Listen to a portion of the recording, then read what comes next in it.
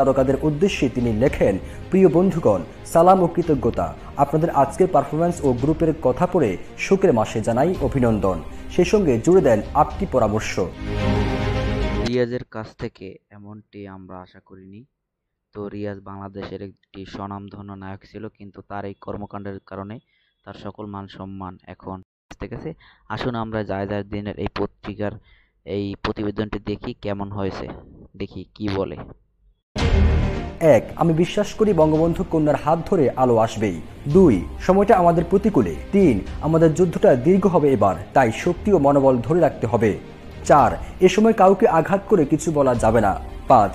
যে কোনো মূল্যে এই আন্দোলন দ্রুত থামাতে হবে। 6. সোশ্যাল মিডিয়া একে অন্যকে সাপোর্ট দিতে হবে। 7. একজনের যে কোনো বিপদে সবাইকে একসঙ্গে ঝাঁপিয়ে পড়তে হবে। 8. সবাই মিলে এক আত্মা এক প্রাণ হতে হবে, তাহলে আমরা এই তুফান অতিক্রম করতে পারবো। আল্লাহ আমাদের সহায় হন। জয় বাংলা, জয় বঙ্গবন্ধু। গত 2 আগস্ট রাত 1:30 আলো আসবে নামক সবুজ অঙ্গনের আওয়ামী লীগ পন্থী ও সাংবাদিকদের উদ্দেশ্যে এই মেসেজ লেখেন ঢাকাই সিনেমার চিত্রনায়ক রিয়াজ। ঠিক তার একদিন পরে ওই গ্রুপে আরও একটি বার্তা নিয়ে হাজির হন এই নায়ক। এবার 3 আগস্ট সন্ধ্যা 7:30 রিয়াজে লেখেন, বিএনপি জামাত আর রাজাকার পুত্ররা আহ্বান জানাচ্ছে দেশ বাঁচাতে এগিয়ে আসতে। কোন দেশ সেটা আর বুঝতে বাকি নেই। তাদের বাবারাও 71 সালে দেশ বাঁচানোর ডাক দিয়েছিল, তবে সেটা বাংলাদেশ না, পাকিস্তান। আজ 71 মুছে ফেলার চেষ্টা হচ্ছে 24 দিয়ে, আগস্ট মুছে ফেলার চেষ্টা হচ্ছে জুলাই দিয়ে। গুজব ছড়িয়ে রায়েরবাজার বৌদ্ধভূমিকে 71-এর বদলে 24-এর বৌদ্ধভূমি বানানোর চেষ্টা চলছে।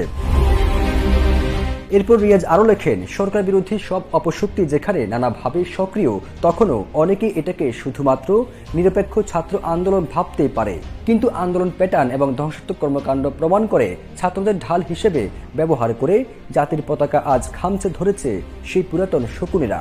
ছাত্র আন্দোলনকে কেন্দ্র করে আওয়ামী লীগ সমর্থক হিসেবে পরিচিত শিল্পী ও সাংবাদিকদের নিয়ে গঠিত সেই গ্রুপে জুলাই থেকে আগস্ট পর্যন্ত এমন বেশ কিছু মেসেজ দিতে দেখা গেছে রিয়াজকে। অভিনেত্রী অরুণা বিশ্বাস যেন রিয়াজকে আরো এক ধাপ ছাড়িয়ে গেছে। কখনো আন্দোলনকারীদের গায়ে গরম জল ঢেলে দিতে বলছেন, আবার কখনো আন্দোলনের পক্ষে যারা প্রোফাইল লাল করেছিলেন তাদের চিনে রাখা এবং পরবর্তী সময় সাইজ করার হুমকিও দিয়েছেন। এখানে থামেননি তিনি। নির্মাতা মোস্তফা সরোয়ার ফারুকীকে হারামজাদা, বিভিন্ন ব্যক্তিকে রাজাকার তকমা দেওয়া, আবার শিল্পীদের স্ট্যাটাস কর্মকাণ্ড তুলে ধরে তাদেরকে চিহ্নিত করে রাখতে বলেছেন এই অভিনেত্রী। এদের যে কি করা উচিত সেটা আর না বললেই আওয়ামী নয়। পন্থী তারকা আশা হিসেবে করি পরিচিত অভিনেত্রী জ্যোতিকা জ্যোতি আলো আসবে এদের নামক এদের বিচার হবে। এদের বিচার অবশ্যই খুবই দুরন্ত একটি বিচার হবে, এমনটি চাই বাংলাদেশে। এবং ধন্যবাদ যায় যায় দিন আপনাকে সুন্দর একটি প্রতিবেদন দেওয়ার জন্য। ধন্যবাদ সকলকে।